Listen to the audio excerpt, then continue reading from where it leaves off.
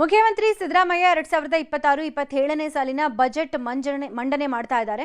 17 ಬಜೆಟ್ಗಳನ್ನು ಮಂಡಿಸಿದ ದಾಖಲೆಯನ್ನು ಸಿದ್ದರಾಮಯ್ಯನವರು ಬರೆಯಲಿದ್ದಾರೆ. ಹೀಗಾಗಿ ಸಿದ್ದರಾಮಯ್ಯನವರ ಲೆಕ್ಕಾಚಾರದ ಮೇಲೆ ರಾಜ್ಯದ ಜನರಿಗೆ ಸಾಕಷ್ಟು ನಿರೀಕ್ಷೆಗಳಿವೆ. ಹೊಸ ಯೋಜನೆ ಘೋಷಿಸ್ತಾರಾ, ಹಳೆ ಸಮಸ್ಯೆಗಳಿಗೆ ಪರಿಹಾರ ಕೊಡ್ತಾರಾ, ಬೆಲೆ ಏರಿಸ್ತಾರಾ, ಇಳಿಸ್ತಾರಾ ಅನ್ನೋ ಕುತೂಹಲಗಳು ಮನೆ ಮಾಡಿವೆ.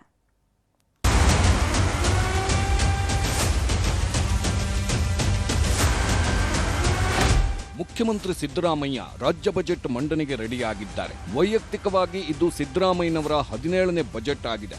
ಲೆಕ್ಕರಾಮಯ್ಯ ಅಂತಾನೆ ಕರೆಸಿಕೊಳ್ಳೋ ಸಿಎಂ 2026-27ನೇ ಸಾಲಿನ ಆಯವ್ಯಯದಲ್ಲಿ ರಾಜ್ಯದ ಜನರಿಗೆ ಏನು ಕೊಡುಗೆ ಕೊಡ್ತಾರೆ ಅನ್ನೋ ಹಲವು ನಿರೀಕ್ಷೆಗಳಿವೆ.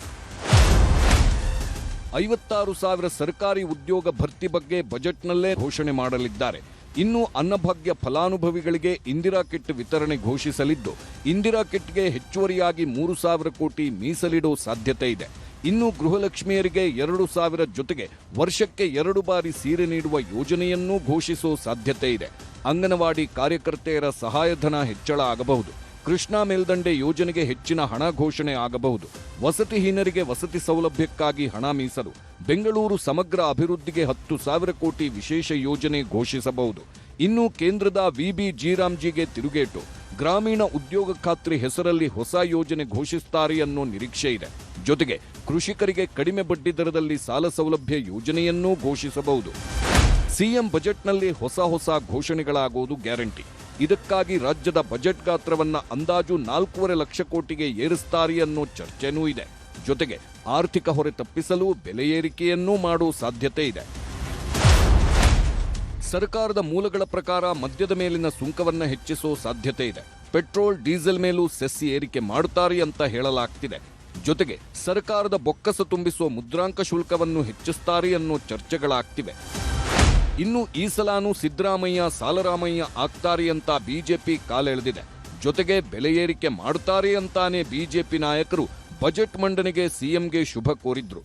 ಮಂಡನೆ ಮಾಡಿ ಮತ್ತೊಂದು ಬಜೆಟ್ ಅನ್ನು ಮಂಡನೆ ಮಾಡೋಕ್ಕೆ ಸಿದ್ಧತೆಯನ್ನು ಮಾಡ್ತಾ ಇದ್ದಾರೆ.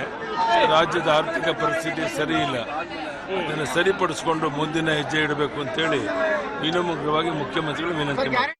ಸಾಲವನ್ನ ಪ್ರತಿ ವರ್ಷನೂ ಕೂಡ ಅಪ್ರಾಕ್ಸಿಮೇಟ್ 1 ಲಕ್ಷ ಸಾಲವನ್ನು ತೆಗೆದುಕೊಳ್ತಾ ಇದ್ದಾರೆ. ನನಗನ್ಸುತ್ತೆ ಈ ಸರಿನೂ ಕೂಡ 1,15,000 ಸಾಲ ಮಾಡ್ತಾರೆ. ಇದು ಮುಂದಿನ ವರ್ಷನೂ ಹಂಗೆ ಮುಂದುವರಿಯುತ್ತೆ. ಕೊನೆಯ ವರ್ಷ ಅಂತೂ ಇನ್ನೂ ಜಾಸ್ತಿ ಮಾಡ್ತಾರೆ. ಅಂದರೆ ಸಿದ್ದರಾಮಯ್ಯನವರು ಸಾಲದ ಜನಗಳ ತಲೆ ಮೇಲೆ ಏರುವಂಥ ಒಂದು ಬಡ್ಜೆಟನ್ನು ಮಾಡೋಕ್ಕೆ ಹೊರಟಿದ್ದಾರೆ ಅಂತ ನನಗಿರುವಂಥ ಮಾಹಿತಿ. ಅವ್ರಿಗೊಂದು ಬಿರುದನ್ನು ಕೊಡಬಹುದು,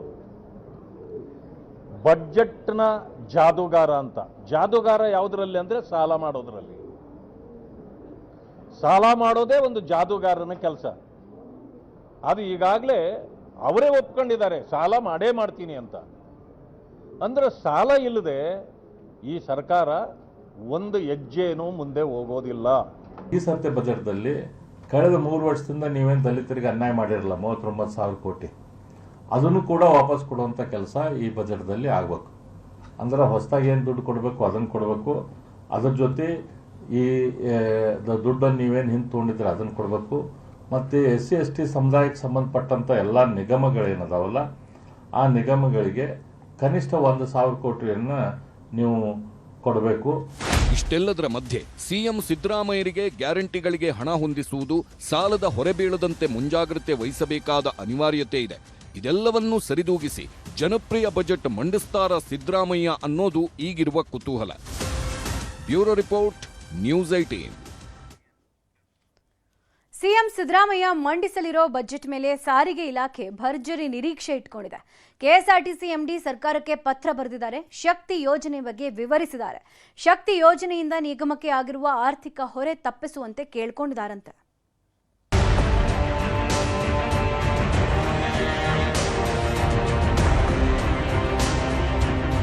ಕಳೆದ 3 ವರ್ಷಗಳ ಹಿಂದೆ ಜಾರಿಗೆ ಬಂದ ಶಕ್ತಿ ಯೋಜನೆಯಿಂದ ಸಾರಿಗೆ ನಿಗಮಗಳಿಗೆ ಭಾರೀ ಆರ್ಥಿಕ ಹೊರೆ ಉಂಟಾಗಿದೆ. ಹೀಗಾಗಿ ಬಜೆಟ್ನಲ್ಲಿ ವಿಶೇಷ ಅನುದಾನಕ್ಕೆ ಕೆಎಸ್ಆರ್ಟಿಸಿ ವ್ಯವಸ್ಥಾಪಕ ನಿರ್ದೇಶಕ ಅಕ್ರಮ್ ಪಾಷಾ ಸಾರಿಗೆ ಇಲಾಖೆಯ ಕಾರ್ಯದರ್ಶಿಗೆ ಪತ್ರ ಬರೆದಿದ್ದಾರೆ. 4 ನಿಗಮಗಳ ಮೇಲೆ ಶಕ್ತಿ ಯೋಜನೆಯಿಂದ ಆರ್ಥಿಕ ಹೊರೆಯಾಗಿದೆ, ಅದನ್ನು ತಪ್ಪಿಸುವಂತೆ ಕೇಳಿಕೊಂಡಿದ್ದಾರೆ.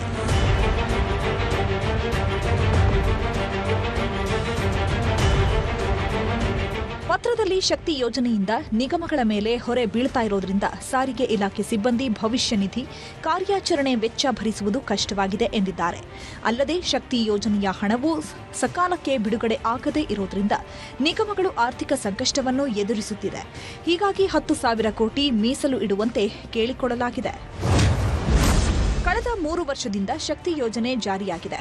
ಆದರೆ ಮೊದಲ ವರ್ಷ 1,170.46 ಕೋಟಿ, ಎರಡನೇ ವರ್ಷ 2,071.39 ಕೋಟಿ, ಮೂರನೇ ವರ್ಷ ಜನವರಿ ತನಕ 2,962 ಕೋಟಿ ಕಡಿಮೆ ಅನುದಾನ ಕೊಟ್ಟಿದ್ದಾರೆ.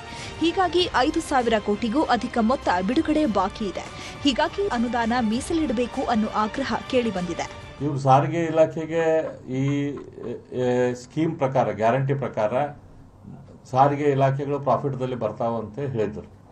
ಆದರೆ ಹೆಂಗೆ ಪ್ರಾಫಿಟ್ದಲ್ಲಿ ಇವ್ರು ರೊಕ್ಕನ ಕೊಡಲಿಲ್ಲ ಅಂದ್ರೆ ಎಲ್ಲಿಂದ ಪ್ರಾಫಿಟ್ದಾಗ ಬರ್ತಾವೆ? ಹಾಗಾಗಿ ನ್ಯಾಚುರಲಿ ಇವತ್ತು ಎಲ್ಲ ಬಸ್ಗಳು ಎಲ್ಲಿ ಬೇಕಾದಲ್ಲಿ ನಿಲ್ತಾ ಇದ್ದಾವೆ. ಹಳೆ ಮುರ್ಕ್ ಬಸ್ಸಿಗೆ ಮತ್ತು ಬಣ್ಣ ಮಾಡಿ ಅದ ಬಸ್ಗಳನ್ನು ರಸ್ತೆಗೆ ತೆಗೆದುಕೊಂಡು ಬರುವಂಥ ಕೆಲಸ ಮಾಡ್ತಿದ್ದಾರೆ. ಹಾಗಾಗಿ ಸಾರಿಗೆ ಇಲಾಖೆಗೆ ಸಂಪೂರ್ಣ ಇವತ್ತು ದಿವಾಳಿಗೆ ಇರುವಂಥ ಪರಿಸ್ಥಿತಿ ಬಂದೈತಿ. ಅವ್ರಿಗೆ ಪಗಾರ ಕೂಡ ಹೆಚ್ಚು ಮಾಡಿದ್ದಿಲ್ಲ, ಮೊನ್ನೆನೇ ಹೆಚ್ಚು ಮಾಡ್ತೇವೆ ಅಂತ ಹೇಳಿದ್ದಾರೆ. ಅದನ್ನು ಯಾವಾಗಿಂದ ಇಂಪ್ಲಿಮೆಂಟ್ ಮಾಡ್ತಾರೆ ನೋಡೋಣ. ಆಶಿಕ್ ಮುಲ್ಕಿ, ನ್ಯೂಸ್ 18.